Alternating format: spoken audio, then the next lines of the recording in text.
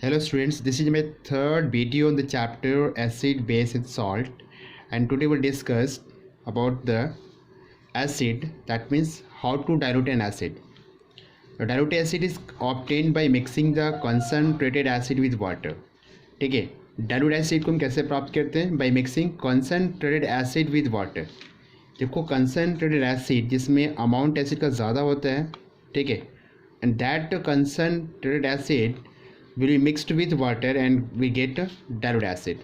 ठीक है, and this process is highly exothermic process. that means कि यहाँ पे हीट बहुत ज़्यादा प्रोड्यूस होता है. ठीक है, तो कॉन्क एसिड है यहाँ पे वाटर के साथ मिक्स करेंगे तो डाइल्यूट एसिड बनेगा और यहाँ पे हीट प्रोड्यूस होगा. ठीक है, तो इसलिए हम यहाँ पे इसको रिकमेंड करते हैं कि कैसे इसको बनाना कैसे है, डाइल्यूट एसिड को कैसे बनाएंगे. तो therefore the dilution of a concentrated acid should always be done by adding concentrated acid to water gradually with stirring and not by adding water to the concentrated acid. मतलब क्या है कि अगर इस प्रोसेस में हम अगर डाइल्यूट कर रहे हैं एसिड को तो ये चीज़ बताया जाता है कि इसमें हम क्या करेंगे, कंसनट्रेटेड एसिड को ऐड करेंगे वाटर में, धीरे धीरे ऐड करेंगे. ठीक है, स्टर करते हुए, है ना, not by adding water to the concentrated acid, है ना. ऐसा नहीं कि इसमें वाटर को हम ऐड करेंगे कंसनट्रेटेड एसिड में, ऐसा नहीं करना है. आप देख सकते हो वहाँ पर कि एसिड को, कंसनट्रेटेड एसिड को हम वाटर में ऐड करेंगे, स्लोली ग्रेजुअली इसमें ऐड करेंगे ताकि जो हीट जो वहाँ पे इवॉल्व हो रहा है वो हीट इवॉल्व कर ले वाटर ईजिली. ठीक है, जो हीट यहाँ पे इसमें इसको ऐड करोगे तो हीट जो इवॉल्व होगा, that evolve heat will be absorbed by water. ठीक है, तो इतना मतलब नुकसान नहीं पहुँचाएगा. लेकिन जब मैं बात करूँ कि वाटर को ही डाल दें एसिड में तो क्या होगा, वाटर को एसिड में ऐड कर देते हैं तो क्या होता है, कंसनट्रेटेड एसिड में अगर वाटर को ऐड करेंगे तो वहाँ पे जो हीट जो चेंज होगा वो एक्सप्लोसिव हो जाएगा. बल्कि ठीक है, एक्सप्लोसिव होगा यहाँ पर, विच कैन स्प्लेस द एसिड, ताकि इससे क्या है कि जो एसिड है बिखर जाएगा आपको. ठीक है, एसिड देखो बाहर आएगा और एसिड क्या करेगा, आपकी स्किन को बंद कर देगा, कपड़े को बंद कर देगा. तो ये चीज़ हमें नहीं करना है ऐसा. ठीक है, कभी भी वाटर को ऐड नहीं करना एसिड में, बल्कि हमें एसिड को ऐड करना है वाटर में डाइल्यूट करते हुए. इस चीज़ को ध्यान देना है. ठीक है, इसके पीछे क्या रीज़न है पता लग गया आपको कि हीट जो इवॉल्व होता है, ठीक है, प्रोसेस आपका एक्सोथर्मिक हीट यहाँ पे इवॉल्व होता है और वो नुकसान पहुँचा सकता है अगर हम ऐसा करें तो. ठीक है, तो this is the correct process, this is incorrect process. And the next will talk about the chemical properties of acid. Acid की केमिकल प्रॉपर्टीज़ आज जानेंगे हम. ठीक है, तो फर्स्ट प्रॉपर्टीज़ यहाँ पे रिएक्शन विद मेटल.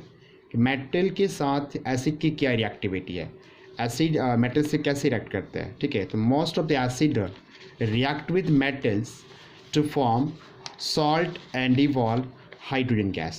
देखो यहाँ पर most of the acid react with metals to form salt. देखो यहाँ पे salt फॉर्म करता है और क्या, और एक गैस यहाँ पे इवॉल्व करते हैं, that gas is hydrogen gas. ठीक है, तो ये बेसिक रिएक्शन कि मेटल की रिएक्शन एसिड से कराओगे तो सॉल्ट बनेगा और हाइड्रोजन गैस वहाँ पे प्रोड्यूस होगा. फॉर एग्जांपल देखो यहाँ पर जिंक मेटल को हम रिएक्ट कराएंगे डाइल्यूट H2SO4 से. डाइल्यूट सल्फ्यूरिक एसिड को लेंगे, यहाँ पे जिंक मेटल को डाल देते हैं तो क्या बनेगा, सॉल्ट बनेगा जिंक का, यानी कि यहाँ बनेगा जिंक सल्फेट, है ना. और यहाँ पे गैस इवॉल्व होगा, कौन सी गैस, तो हाइड्रोजन गैस. राइट. अनदर देखो यहाँ पे सेम मेटल को, यानी जिंक मेटल को हम यहाँ पे कराएंगे रिएक्शन डाइल्यूट हाइड्रोक्लोरिक एसिड से. ये HCl लिक्विड फॉर्म की डाइल्यूट है आपका, तो डाइल्यूट एक हाइड्रोक्लोरिक एसिड से कराएंगे इसकी रिएक्शन जिंक मेटल की. यहाँ पे एक सॉल्ट बनेगा जिंक क्लोराइड और गैस भी यहाँ पे इवॉल्व होगा, दैट इज़ हाइड्रोजन गैस. तो इस रिएक्शन में जो हाइड्रोजन गैस इवॉल्व होता है इसको हम से चेक कैसे करेंगे, एक्टिविटी यहाँ पे कर रहे हैं to show the formation of hydrogen gas. ठीक है, तो how to check it, how to show that in the above reaction hydrogen gas is evolve. तो इसके लिए एक सेटअप यहाँ पर देखो, सेटअप में यहाँ पे स्टैंड लिया, स्टैंड में इसको फिक्स कर दिया बोरिंग ट्यूब को. ठीक है, बोरिंग ट्यूब के अंदर हमने क्या लेना है, डाइल्यूट सल्फ्यूरिक एसिड और जिंक. देखो जिंक के ग्रैनुल से यहाँ पे छोटे टुकड़े से यहाँ पे जिंक मेटल का डाल दिया इसके अंदर. तो जैसे आप इसमें ऐड करोगे तो जिंक मेटल और ये डाइल्यूटेड सल्फ्यूरिक एसिड के बीच में रिएक्शन होगा। यहाँ पे देखो गैस इवॉल्व हो रहा है, the gas is mainly hydrogen gas, और ये इसको चेक करना है कि कैसे ये हाइड्रोजन गैस है या नहीं है। तो इसको हम क्या करेंगे कि ये जो गैस डिलीवरी ट्यूब है इसके थ्रू हम गैस को पास करेंगे, और ये गैस को पास करने के बाद हम इसको पास कहाँ से कर रहे हैं, सोप सोल्यूशन से। देखो यहाँ पर इस ट्रफ में क्या लिया गया है, इस ट्रफ में हमने लिया सोप का सोल्यूशन। तो सोप सोल्यूशन से इसको हम पास करेंगे गैस को।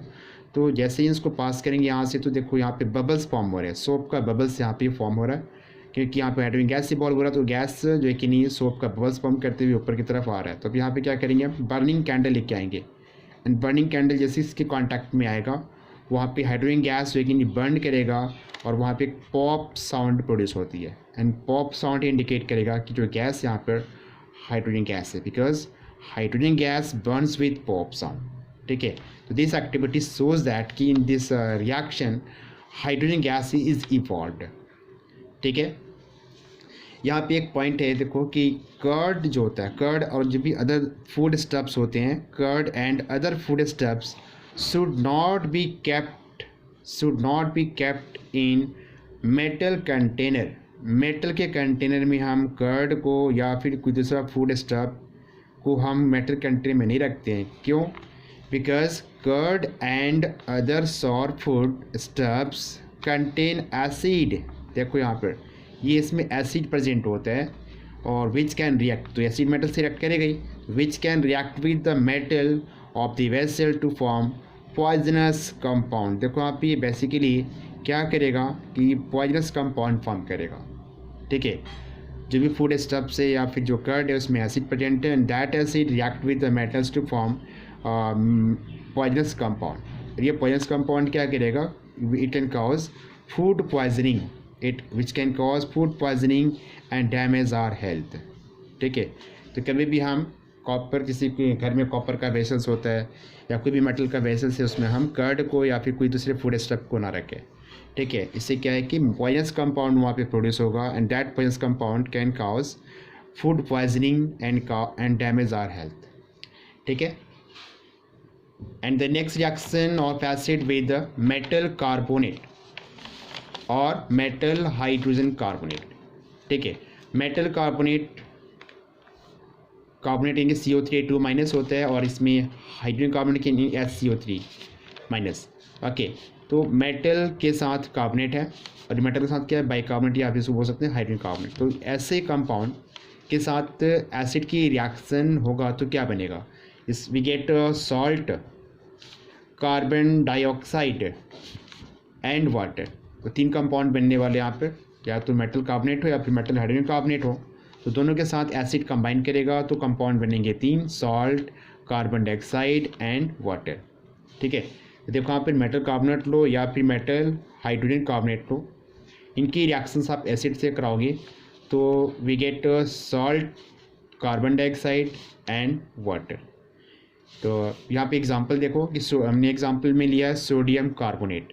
ठीक है, ये मेटल कार्बोनेट का एग्जांपल सोडियम कार्बोनेट है, and this sodium carbonate react with hydrochloric acid to form sodium chloride, carbon dioxide gas and water.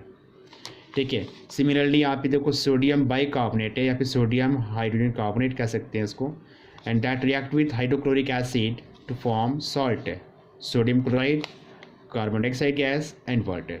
ठीक है, तो दोनों ही केस में प्रोडक्ट हमें सेम मिल रहे हैं, sodium chloride, CO2 and water. ठीक है, तो अब देखते हैं कि यहाँ पे CO2 गैस इवॉल्व हो रहा है। तो अब CO2 गैस को हम कैसे चेक करेंगे। ठीक है, how to check carbon dioxide gas evolve in this reaction. तो इसके लिए हमारे पास एक टेस्ट होता है, लाइम वाटर टेस्ट।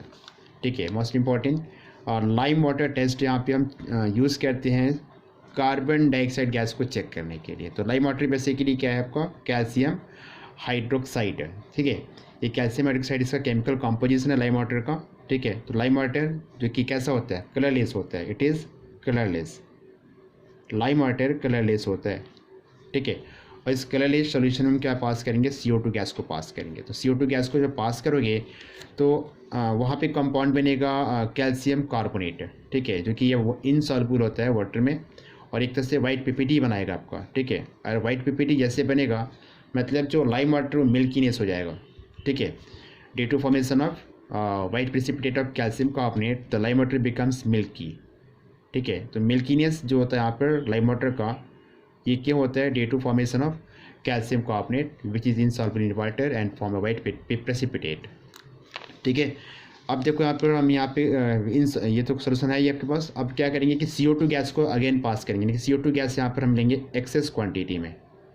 तो एक्सेस क्वांटिटी जब हम CO2 गैस को पास करेंगे तो अगेन क्या होगा? रिएक्शंस होगा और फाइनली जो कैल्शियम कार्बोनेट जो था वो कन्वर्ट हो जाएगा किस में? कैल्शियम बाइकार्बोनेट में। कैल्शियम बाइकार्बोनेट जो कि पानी में क्या होता है? सॉल्युबल होता है, ठीक है।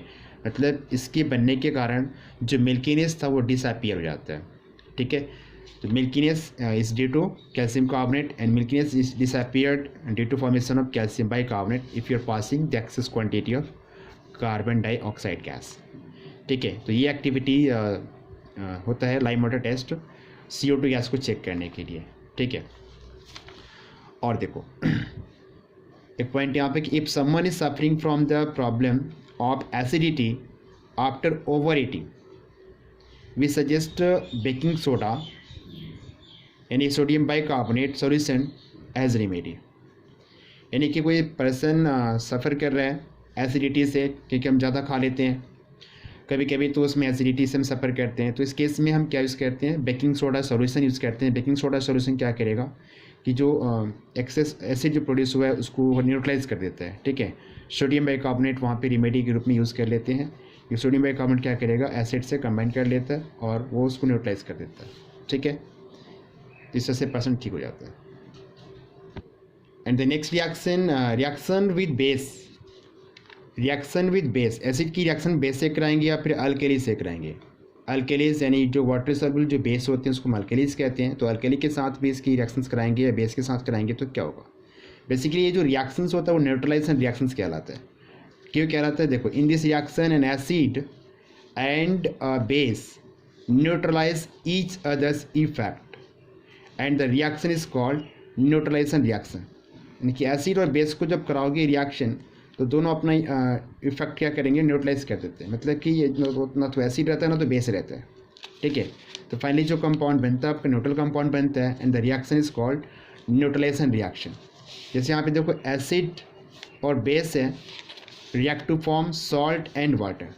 After the reaction you will observe which is वरना तो एसिड है ना तो बेस होगा, मतलब न्यूट्रल कंपाउंड में मिलेगा and the reaction is called neutralisation reaction. तो देखो यहाँ पर एसिड लिया हमने हाइड्रोक्लोरिक एसिड और बेस यहाँ पर ले लिया सोडियम हाइड्रोक्साइड, ठीक है। तो both react to form sodium chloride, ये सॉल्ट है आपका और ये वाटर है। तो न्यूट्रल सॉल्ट बन गया आपका NaCl, न्यूट्रल सॉल्ट बन गया NaCl। तो फाइनली जो आपका प्रोडक्ट बना है वो ना तो एसिड है ना तो बेस है, ठीक है। That's why the reaction is called neutralisation reaction. Now the next reaction is reaction with metal oxide. देखो मेटल ऑक्साइड भी क्या होते हैं? बेसिक इन नेचर होते हैं। मेटल के ऑक्साइड बेसिक इन नेचर मतलब बेस होते हैं एक तरह से। And again acid react with metal oxide to form salt and water, ठीक है। एसिड सॉल्ट और वाटर फॉर्म करेगा रिएक्ट करने के बाद मेटल ऑक्साइड से, ठीक है। यानी कि metal oxide plus acid salt and water. जैसे एग्जांपल देखो, magnesium oxide which is basic oxide react with the hydrochloric acid to form magnesium chloride and water, ठीक है। और देखो यहाँ पे एक और example copper oxide, copper second oxide यहाँ पे जो कि ब्लैक कलर का कंपाउंड है और ये रिएक्ट करेगा हाइड्रोक्लोरिक एसिड से, तो क्या फॉर्म करेगा? Copper second chloride, blue green colour का कंपाउंड यहाँ पे होता है, ठीक है। यानी कि सॉल्ट है आपका और वाटर बन गया। एक चीज़ देखो यहाँ पे कि जो एंटी एसिड होता है, anti acid that is called milk of magnesia, milk of magnesia which is used. Antacid के हम कहाँ करते हैं? रिमूव करने के लिए इंडाइजेशंस को। इंडाइजेशन क्यों होता है? Due to excess of hydrochloric acid produce in stomach, ठीक है। तो इस इंडाइजेशंस को रिमूव करने के लिए हम यहाँ पे एंटासिड यूज़ करते हैं और एंटासिड क्या आपका मिल्क ऑफ मैग्नीशिया, ठीक है। और बेसिकली एक मेटल हाइड्रोक्साइड होता है, ये मेटल हाइड्रोक्साइड है मिल्क ऑफ मैग्नीशिया ना, which is called magnesium hydroxide, ठीक है। इसका फॉर्मूला क्या है? MgOH, ठीक है। तो आज के लिए इतना ही कहते हैं, हमने केमिकल प्रॉपर्टीज़ पढ़ लिया। एसिड का, ठीक है। नेक्स्ट वीडियो में बात करेंगे बेस का। Thanks for watching my video.